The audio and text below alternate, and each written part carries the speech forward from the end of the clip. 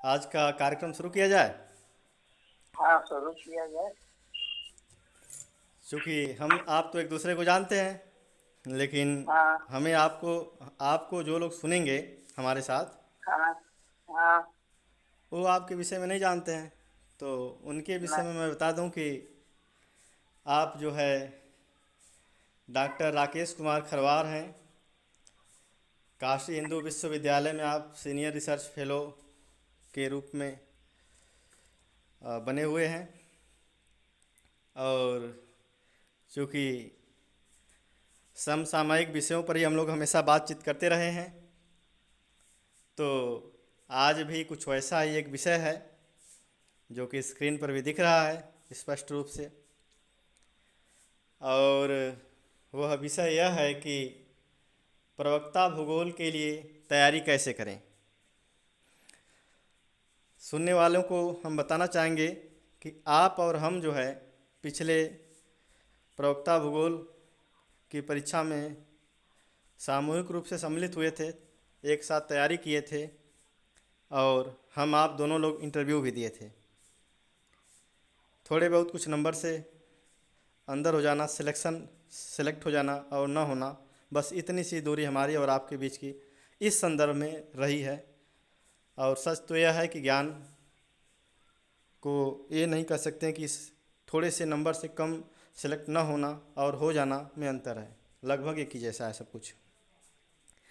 तो आप जो है डॉक्टर राकेश कुमार खरवार का हम इस कार्यक्रम में बहुत बहुत स्वागत करते हैं सर। धन्यवाद राजेश जी। तो जैसा कि आप विषय वस्तु को अभी सुने हैं कि आज की विषय वस्तु क्या है, और हमसे आपसे बहुत सारे लोगों से जो भी भूगोल से जुड़े हुए हैं, जो भी एस्पिरेंट हैं पीजीटी के, यहाँ तक कि नेट जेआरएफ के भी हैं भूगोल विषय के, वो मिलते रहते हैं, कुछ न कुछ पूछते रहते हैं। सबकी जिज्ञासाएं होती हैं कि जो अभी सीनियर रिसर्चर पद पर कार्यरत हैं या रिसर्च कर रहे हैं, उन्हें, या जो कोई सिलेक्ट हो गया है उन्हें कुछ अधिक जानकारी होगी, इसी कुछ उम्मीद में लोग कुछ न कुछ प्रश्न पूछते रहते हैं। और इसलिए हमारी आपकी विशेष जिम्मेदारी बन जाती है कि उन्हें जो है अपने स्तर से अधिक जो है सहयोग कैसे किया जा सके, इसी पर हम लोग जो है आज जो है विचार विमर्श करेंगे। जी राजेश जी। ठीक है डॉक्टर साहब। जी राजेश जी। तो हम सोच रहे हैं इन पूरी बातों को कुछ प्रश्नों में समाहित कर लें। अब ऐसे बात करेंगे तो बातें तो बहुत सी हैं। हम आप जब साथ ही तैयारी करते थे तो बस उन्हीं का जो है जिक्र कर लेंगे, तो जो लोग सुन रहे हैं उनके लिए हो सकता है वह लाभप्रद हो जाए। तो चूंकि बातों को ये यूं यूं घूमती जाएगी, तो इन्हें कुछ प्रश्नों में कर लेते हैं। ठीक है। हाँ डॉक्टर साहब। हाँ। तो इस तरह से जो पूछने वाले स्टूडेंट होते हैं, एस्पिरेंट होते हैं, उनका जो है मुख्य प्रश्न यही होता है कि भूगोल विषय से जो है प्रवक्ता भूगोल की तैयारी वो कैसे करें। तो थोड़ा मार्गदर्शन करें आप। डॉक्टर राजेश प्रजापति जी। हाँ सर। आपके साथ जो है हम और आप मिलके जो है प्रॉपर तैयारी किए थे इस चीजों का। एकदम तो एकदम सर, याद है। मुख्य रूप से हम लोगों ने जो है भूगोल के सबसे पहले जो सिलेबस है उस पर हम लोगों ने फोकस किया था। हाँ। जो सिलेबस अगर देखा जाए तो बोर्ड के अनुसार इसको जो है 8 भागों में जो है डिवाइड करके दिया गया है। अच्छा।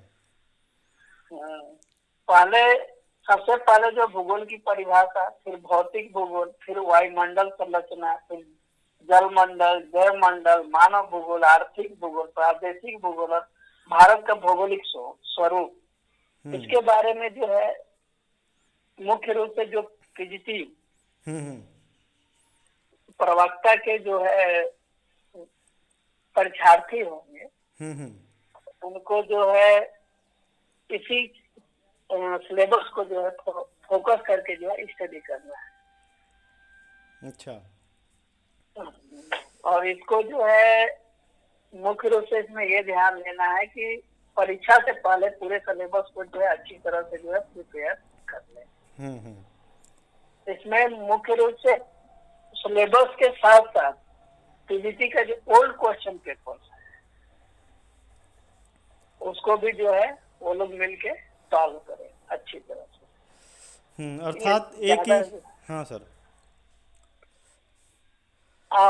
ये ज्यादा कारगर होगा कि ज्यादा से ज्यादा क्वेश्चन पेपर को जो है वो सॉल्व करें पीजीटी से रिलेटेड क्वेश्चन पेपर को। हाँ, अर्थात यह कि जितने एस्पिरेंट हैं पीजीटी के, वह जो पाठ्यक्रम दिया गया है प्रवक्ता भूगोल के चयन के लिए, वह इन्हें जो है अनेक बार पढ़ें। और चूंकि जब अनेक बार पढ़ेंगे तो उनके पढ़ने का कंसंट्रेशन केवल उन्हीं पर होगा, उसी विषय पर होगा जो परीक्षा में पूछा जाएगा, अनावश्यक बातों पर हाँ कम होगा। हाँ, इसका जो है उनको पूरा बेनिफिट मिलेगा कि वो अपने जो मेन सिलेबस है उस पर फोकस रहेंगे और जो प्रवक्ता का जो विषय वस्तु है हाँ उस हाँ। पर पूरी तरह से केंद्रित रहेंगे। हमसे भी कुछ मित्र यार से बात हुई और जो भी लोग पूछते थे, तो यही कुछ बातें होती थी कि पहले तो आपको जो है जो पाठ्यक्रम है उस पाठ्यक्रम को बहुत अच्छे से समझ लेना चाहिए। और पाठ्यक्रम समझ लेंगे तो आपको सभी चीज़ें और जो भी है रणनीति आपकी वहीं से बनेगी। तो डॉक्टर साहब, इसी क्रम में जो है एक और प्रश्न बन सकता है हम लोग के बीच, जो लोग पूछते हैं कि जी डॉक्टर भूगोल साहब, प्रवक्ता की तैयारी के लिए जो है कौन कौन सी किताबें खरीदें या पढ़ें। ये बहुत बड़ा एक प्रश्न है।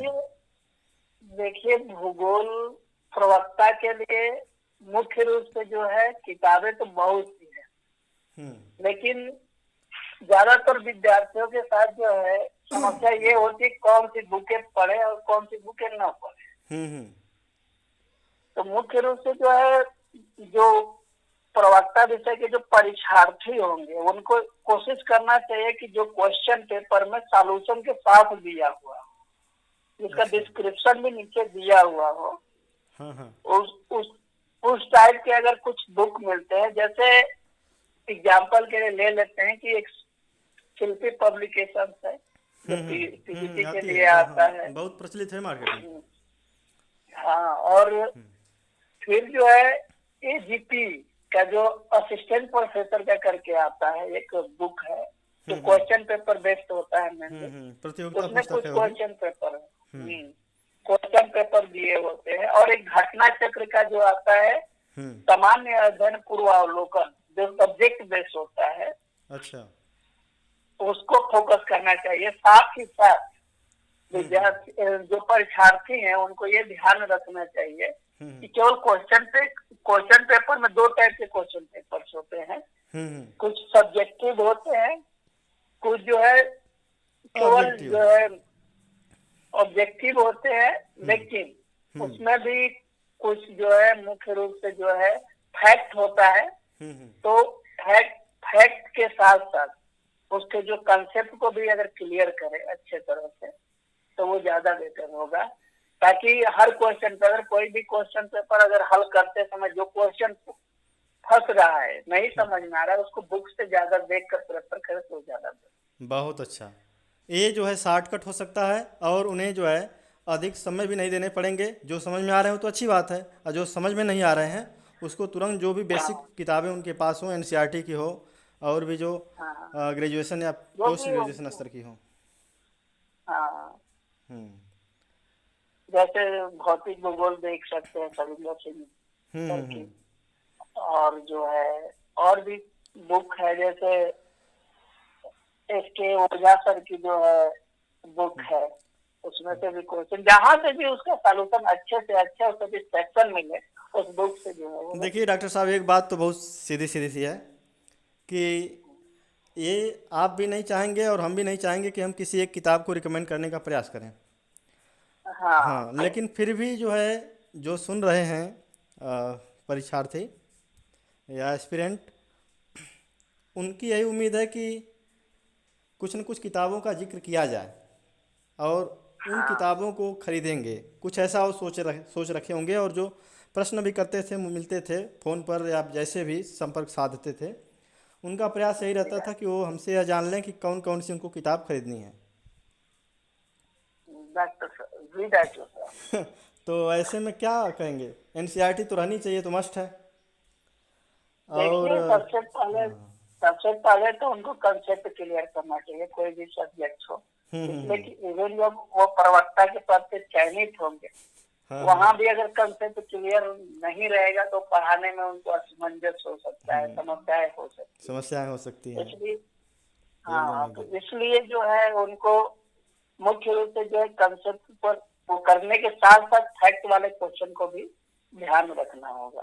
हम्म। और ज्यादा बेटर रहेगा कि कंसेप्ट क्लियर कर ले, कंसेप्ट के साथ साथ फैक्ट अपने आप सॉल्व हो जाता है। लेकिन अगर हम फैक्ट क्लियर करते हैं तो कंसेप्ट अपने आप सॉल्व नहीं। हम्म। अच्छा, जैसे फिर भी और कुछ, हाँ बताइए। दूसरी बात है कि ऐसा ना हो कि हम 4 घंटे 5 घंटे 6 घंटे पढ़ते हैं, ये नहीं होना चाहिए। विद्यार्थियों को टारगेट बेस्ड पढ़ाई करनी हम्म। चाहिए। उसको यानी कि, टारगेट बना के करना चाहिए कि हाँ हाँ हाँ।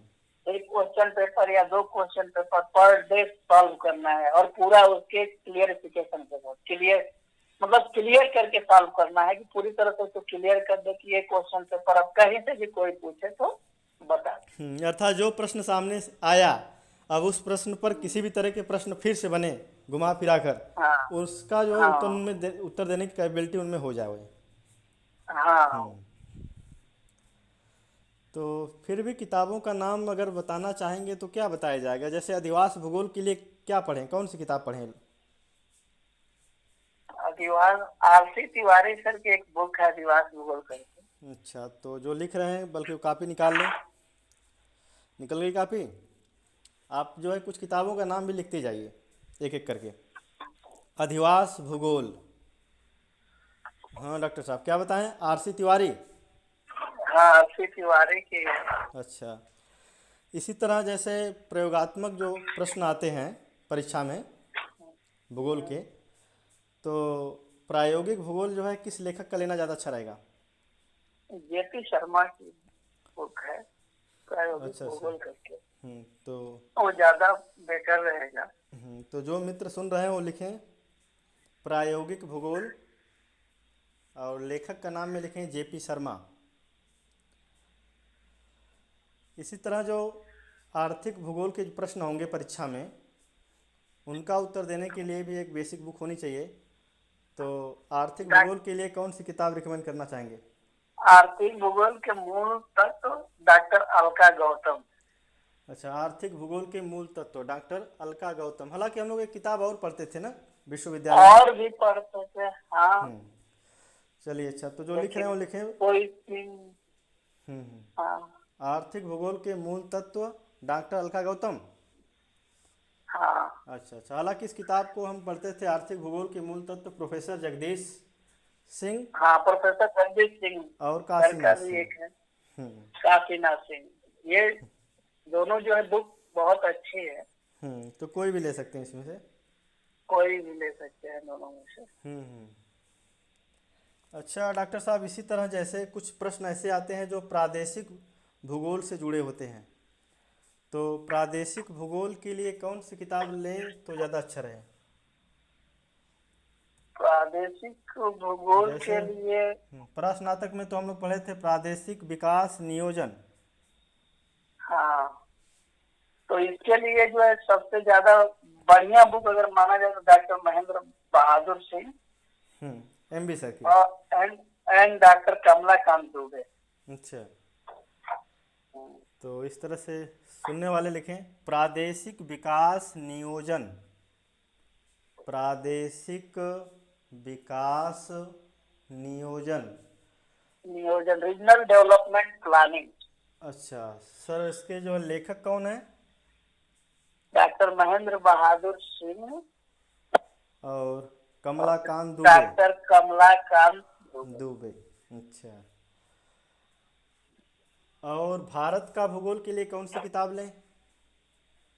भारत के भूगोल के लिए हम अगर ज्यादा डिटेल में पढ़ना चाहेंगे तो भारत के भूगोल के लिए आरसी तिवारी, हम्म। और अगर इस तरह से कॉम्पिटिटिव टाइप का पढ़ना चाहे तो एसके ओझा। अच्छा, एस के ओझा। हाँ मतलब जिसमें जो है फैक्ट का संग्रह हो और कॉन्सेप्ट को टू द पॉइंट कम से कम बात जो है लाइनों में वाक्यों में कर दिया गया हो। हाँ। हम्म।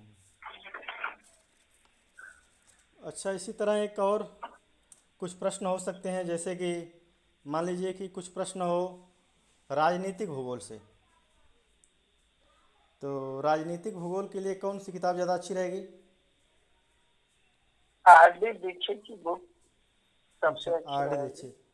अच्छा, पहले कोई किताब एक सक्सेना की भी आती थी, हम लोग शायद पीजी में पढ़ते थे, याद है आपको? सक्सेना करके शायद कुछ।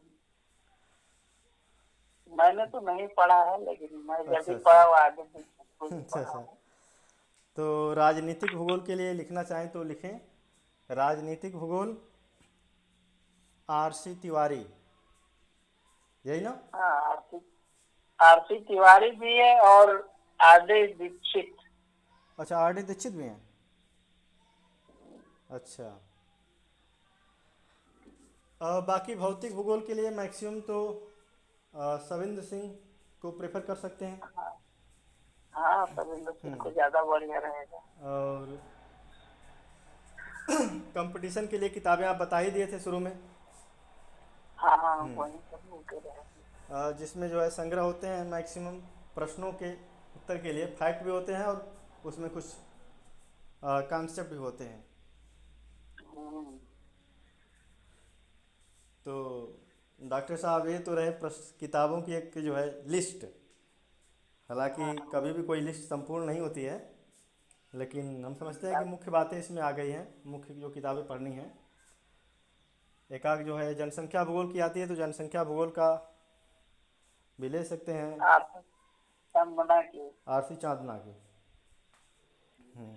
तो लिखें जनसंख्या भूगोल, आरसी चांदना।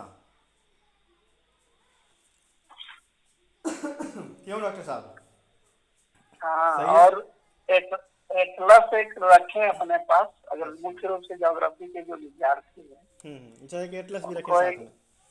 हाँ, एक एटलस स्कूल एटलस होता है ऑक्सफोर्ड यूनिवर्सिटी का, ऑक्सफोर्ड का, तो वो ज्यादा बढ़िया है। अच्छा, ऑक्सफोर्ड एटलस। अच्छा। अच्छा, ये तो रही जो पूरी ऑक्सफोर्ड किताब। हाँ हाँ। ऑक्सफोर्ड स्कूल एटलस है। अच्छा, ऑक्सफोर्ड स्कूल एटलस। हम्म। अच्छा। देखिए, अब एक ऐसा प्रश्न है जिस प्रश्न का उत्तर आप दे चुके हैं, लेकिन फिर भी मैं सोच रहा हूँ कि इसको और थोड़ा सा अच्छे से इस पर विचार विमर्श हो, क्योंकि ये प्रश्न बहुत सारे जो है मित्र यार पूछते रहते हैं कि क्या करें। और प्रश्न यह है कि प्रवक्ता भूगोल के लिए कितने घंटे पढ़ाई करें। अब इन ऐसे प्रश्नों का उत्तर देना थोड़ा कठिन हो जाता है, तो इस पर थोड़ा सा आप जो है प्रकाश डालें। देखिए, मैं इस पर पहले भी आपको बता चुका हूँ, लेकिन मैं फिर से एक बार इस पर फोकस करना चाहूंगा कि देखिए, पढ़ाई के लिए घंटा मायने नहीं रखता है। पढ़ाई जो है टारगेट बेस होनी चाहिए। हम्म।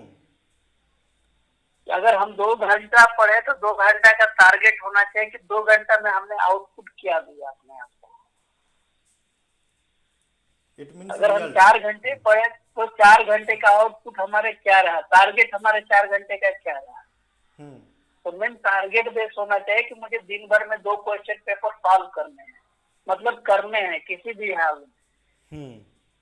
और पूरा एकदम अच्छे से विस्तृत रूप से करने हैं कि ताकि उसमें से कोई आगे क्वेश्चन आए किसी भी तरह का तो उस क्वेश्चन को निकलने न दे। इस तरह के होने चाहिए। या कोई चैप्टर का टारगेट होना चाहिए कि आज हाफ चैप्टर मुझे पढ़ना है किसी भी तरह से, तो उस हाफ चैप्टर को आज खत्म करना है पूरे अच्छे तरह से। वो हाफ चैप्टर को ही पढ़ना, उससे आगे नहीं, इसलिए कि उसको अच्छे से पढ़ लेंगे। अगर टारगेट बेस होगा तो ज्यादा चीजें क्लियर होगी, और जो आत्मिक रूप से जो संतुष्टि मिलेगी वो अलग बात ये बहुत स्पष्ट बात है। और है। ये नहीं कि हम 12 घंटे पढ़ रहे हैं और आउटपुट निकाल दिए 12 घंटे का कि कुछ नहीं है, एकदम एकदम तो वो नहीं होना। रिजल्ट मिलना चाहिए, सीधी सी बात है। रिजल्ट मिलना चाहिए, जितना भी हम वर्क करें उसका आउटपुट होना होना चाहिए। चाहिए हमारे वर्क के हिसाब से। हम्म। जैसे कभी कभी ये होता है कि कोई कुछ समय पढ़ ले, जैसे जब हम लोग पढ़ाई कर रहे थे, तैयारी कर रहे थे, तो हाँ आपको याद होगा हम लोग शाम को 6 बजे बैठते थे और एक टारगेट बनाकर पढ़ते थे, और फिर डिनर होता था, फिर थोड़ा पढ़ते थे, फिर सो जाते थे। वैसे पूरे एग्ज़ाम का हाँ देखें तो हम लोग केवल सप्ताह भर या 8 दिन 9 दिन पढ़े थे। क्यों, यही कुछ पढ़े थे? हाँ, मुश्किल से एक सप्ताह। मुश्किल से एक सप्ताह। हालांकि जो सुन रहे हैं उनके लिए यह नहीं है कि उनको भी एक सप्ताह पढ़ना है। ये जो भी कोई नहीं, बताता है कि मैं एक सप्ताह पढ़ा, 4 दिन पढ़ा, 5 दिन पढ़ा, वह केवल उसी समय का रिजल्ट नहीं होता है। क्यों? वो तो एग्जाम्पल के लिए वही है कि 1000 कुल्हाड़ी पेड़ पे मारते हैं और लास्ट कुल्हाड़ी से पेड़ कटता है। और तो उस लास्ट को तरह बताते की हैं कि लास्ट 8 दिन में हमने पढ़ा। हाँ, और लास्ट में कहते हैं हमने कुछ बहुत जोर से जो है उस पर वार किया था इसलिए कट गया। 8 ही ऐसा दिन में। नहीं है। हम्म, इसलिए कि पिछले हमारे 1000 कुल्हाड़ी का भी उस पर असर होता है। असर होता है। हाँ, तो ये होना चाहिए। हम्म। और खास तौर से जो एग्जाम होता है, एग्जाम से 2 दिन पहले हम जिस एवरेज और जिस स्पीड से पढ़ते हैं, जिस स्पीड से हम चीजों को कैप्चर करते हैं, अगर जी। उस तरह की स्पीड और कैपेसिटी हो तो ज्यादा बेटर है। ऐसी जो है तैयारी के तरीके हमेशा पूरे वो साल हों तो ज़्यादा अच्छा हो। हाँ, हाँ, जितने दिन आप तैयारी में लगे हैं, जब से शुरू करें, अगर वो स्पीड और वो कैप्चर करने की क्षमता हो तो और बेटर है। अब हम्म। कोशिश करनी चाहिए कि हमेशा जो है ये मान के तैयारी करनी चाहिए कि ऐसा अपने को एक्सक्यूज देने के लिए न रह जाए कि हमने हम्म। ये किया होता तो हो गया। हाँ, ये न रह अपनी जाए। पूरी, हाँ, पूरी कोशिश लगानी चाहिए। होना ना होना अलग बात है, लेकिन लास्ट में अपने को ये एक्सक्यूज न रहे कि ये करने से हो गया। हो गया होता, एकदम सही। अच्छा डॉक्टर साहब, कुछ स्टूडेंट ऐसे हैं, अ, परीक्षार्थी, जी डॉक्टर जो साहब। प्रवक्ता के एस्पिरेंट अपने को मानते हैं। उनकी इच्छा होती है कि कोई ना कोई कोचिंग ज्वाइन करें, और इस तरह से उनके मन में यही होता है कि प्रवक्ता भूगोल की तैयारी के लिए वो कौन सी कोचिंग ज्वाइन करें, कौन सी कोचिंग ज्वाइन न करें। इस तरह के जो तमाम प्रश्न जो है अनेक अनेक ढंग के पूछे जाते हैं। और चूंकि आप, हम या हम लोग के और भी क्लासमेट, हम लोग की जानकारी में किसी ने कोई कोचिंग नहीं की कभी, नहीं, हम इसलिए लोगों में तो हाँ, कोई कोशिश। इसलिए जो इस पर कोई उत्तर अपना बनता नहीं है विशेष रूप से। तो क्या सलाह देना चाहेंगे आप इस विषय पर? हम यही कहना चाहेंगे कि अगर जो व्यक्ति अगर अपने सब्जेक्ट में पीजी किया हो हम्म। तो उसको कोचिंग करने की जरूरत ही नहीं। लेकिन अगर व्यक्ति कुछ कारणवश अगर टाइम नहीं दे पा रहा है तो चाहे तो कोचिंग कर सकता है। हम्म। उसके लिए तमाम तरह की जैसे अन अकेडमी है, हम्म। और भी जैसे पेस आईएएस है, इस तरह की बहुत से कोचिंग है जो मार्केट में है। इस हम्म। तरह की कोचिंग ज्वाइन कर सकता है। अलग अलग पैकेज पर वो बेच रहे हैं। हाँ, अलग अलग पैकेज वो बेचते हैं, लेकिन हमारे समझ से नहीं लगता है कि जो अपने सब्जेक्ट में पीजी किया है उसको कोचिंग करने की जरूरत एकदम सही। प्रयास करना चाहिए खुद से ही है। पढ़ें। अगर न कर सकें तब के हाँ, लिए इलाहाबाद में या दिल्ली में या किसी और शहर में कोई उन्हें कोचिंग मिलती है। और ऑनलाइन भी बहुत से कोचिंग हैं जो उसको कर सकते हैं। तो, ऑनलाइन भी कर सकते हैं। और चूंकि हम लोग इस हाँ, पर बहुत ज़्यादा कभी प्रेफर जो और है ध्यान नहीं दिए हैं। और दूसरी बात जो है, हमारे डॉक्टर राजेश प्रजापति जी है, इनकी भी कुछ वीडियो जो है अपलोड होती है, उनको भी फ्री ऑफ कास्ट क्या एक्सेस क्या कर चाहते हैं सकते सर, हैं। आप क्या चाहते हैं कि हम बस इसी वीडियो वाले पे ही आ जाएं? नहीं, जो चीजें हैं जो पढ़ाई जा रही है, अगर इस तरह की गाइडलाइंस अगर मिल रहे हैं तो एकदम एकदम सर, सर की जो थैंक। है वीडियो है उसको देखना चाहिए। सर ने बहुत मेहनत से जो है उसको बहुत अच्छे ढंग से बनाया है। थैंक यू तो सर। हमारा भी यही प्रयास होता है ना कि जिस भी विषय को बनाया जाए उसको जो भी कोई कैंडिडेट जो है, परीक्षार्थी सुने या पढ़े, वह उससे पूरी तरह से लाभान्वित हो। प्रयास यही होता है। फिर भी अगर किसी को कोई दिक्कत हो, वीडियो जो भी यूट्यूब पर अपलोड हैं, और जानकारी के लिए बता दूं कि यूट्यूब पर जो वीडियो हमारे हैं उसको जो है आप सर्च कर सकते हैं।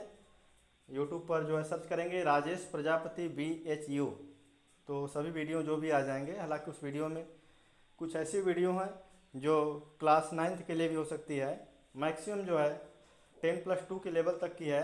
तो उसको जो है हमारा जो है सलाह होगा कि जो है और कैंडिडेट इसको सुन सकते हैं, पढ़ सकते हैं, कोई प्रश्न हो तो अनेक बार या जैसे भी चाहें वो पूछ सकते हैं। हम बताने के लिए जो है हमेशा तत्पर रहते हैं। और डॉक्टर साहब ने उसमें बहुत ही फ्रूटफुल इंफॉर्मेशन जो है डाले हुए हैं। एकदम एकदम और सर, आप हमारे साथ और हैं और पूरे विचार। हम्म, पूरे स्थिरता के साथ जो है उसमें सर ने उस चीजों पर डिस्कशन करके बताया है। तो हम कोशिश करेंगे कि सर की जो वीडियो है, और समय समय पर सर जो है इस तरह की गाइडलाइंस भी प्रोवाइड करते रहेंगे, एकदम तो एकदम सर, आपके ज्यादा सहयोग ही से। परीक्षार्थियों को फ्रूटफुल रहेगा। एकदम एकदम आप और भी मित्रों के सहयोग से हमेशा चलता रहेगा। और सर थैंक यू। और आगे जो है कुछ और प्रश्न हो सकते हैं जो है परीक्षार्थियों के। अब जैसे अगला प्रश्न यह हो सकता है कि वो प्लानिंग कैसे करें, क्या करें, कहाँ से शुरू करें और कहाँ तक पढ़ें, कैसे पढ़ें, इस पर थोड़ा सा जो है विचार विमर्श हो जाए। देखिए, सबसे पहले तो जो है प्लानिंग करने के लिए व्यक्ति को जानना होता है कि हमें क्या क्या पढ़ना है। हम्म अब पढ़ने के लिए क्या क्या पढ़ने के लिए जानने के लिए उनको सिलेबस देखना पड़ेगा कि सिलेबस क्या है। हम्म।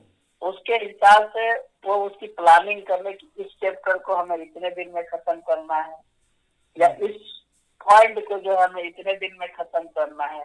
अगर मैक्सिमम एग्जाम से 3 महीना टाइम मिलता है तो 5-5 दिन का गैप करके जो है वो प्लानिंग कर सकते हैं कि 5 दिन में इसको खत्म करना है, अगले 5 दिन में इसको, अगले 5 दिन में इसको, इस तरह से करके उस सिलेबस को, और प्लस साथ में जो है क्वेश्चन पेपर भी चालू करते रहना है। इस यानी तरह की अगर प्लानिंग हो उनकी, हम्म तो ज्यादा मतलब संभावनाएं बनती है कि एग्जाम से पहले जो है अपने सिलेबस को भी कवर कर लेंगे और एग्जाम के लिए पूरी तरह से भी तैयार हो सकते हैं। एकदम जहां सही। तक की बात है हम्म कि सब्जेक्ट से रिलेटेड करंट अफेयर्स को भी उनको देखना होगा कि ये सिलेबस से रिलेटेड कोई करंट अफेयर आ रहा है, तो हम्म उसके लिए भी उनको अवेयर होना पड़ेगा। प्लस अगर देखा जाए तो डेटा, जो हम्म। डेटा है, तो डेटा के लिए हमें उसका रिसेंट बुक का इस्तेमाल करना चाहिए। एकदम एकदम बहुत जैसे महत्वपूर्ण बात बताएं पिछले सर। हम्म हाँ, पिछले एग्जाम में हम लोगों ने देखा था, ये क्वेश्चन यूरेनियम का था। हम्म तो बहुत लोग जो पुराने क्वेश्चन से पढ़े थे उन्होंने जो है उसको जो है दूसरे जगह ऑप्शन मारा, लेकिन उसका जो है ऑप्शन बदल चुका। डेटा चेंज हो चुका था उसका। पहले, हाँ, पहले मैक्सिको था, हम्म बाद में जो है वो दूसरी जगह हो गया, चेंज हो गया, कंट्री का जो है।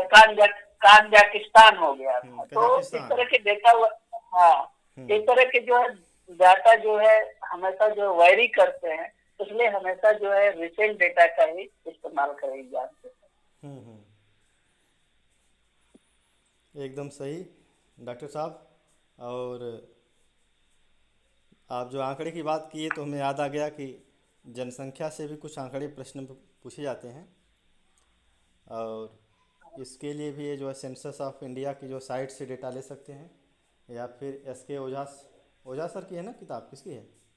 हाँ, ओझा सर की। हाँ, एक जो है गाइड है, उसमें आंकड़े मिल जाएंगे। हालांकि कुछ आंकड़ों की त्रुटियाँ यदा कदा मिल जाती हैं, लेकिन इसका अर्थ ये नहीं कि पूरी तरह से अनुपयोगी वो किताब है, उसको ले सकते हैं। और जो भी क्वेश्चन में डाउट्स हो, उसको 2 से 3 बुकों से कंसल्ट करके उसका जो सेटिस्फेक्शन है। एकदम एकदम खुद का गुरु खुद बन सकते हैं अगर तो किसी। पता चला है किसी में जो है ज्यादा रॉन्ग क्वेश्चन दिया हुआ है, और हम पढ़ते जा रहे हैं और एग्जाम में भी वही करके आ गए, तो फिर प्रॉब्लम हो यही, सकती हाँ, है। फिर तो तो समस्या आ इसलिए जाएगी। जो है हाँ, इस चीजों को भी फोकस करें कि मतलब जो है क्वेश्चन अगर गलत है तो उसको 2 से 3 बुकों से मैच करा के जो है उसको क्लियर कर ले कि एक्चुअल क्या है, हम्म। तो ज्यादा फ्रूटफुल होगा उनके लिए। हम्म। हाँ, एक ही प्रश्न के उत्तर हैं, एक में देखें फिर दूसरे में देखें फिर तीसरी पुस्तक में देखें। और कभी कभी यह भी स्थिति हो सकती है कि 2-3 किताबों से भी वो स्पष्ट ना हो।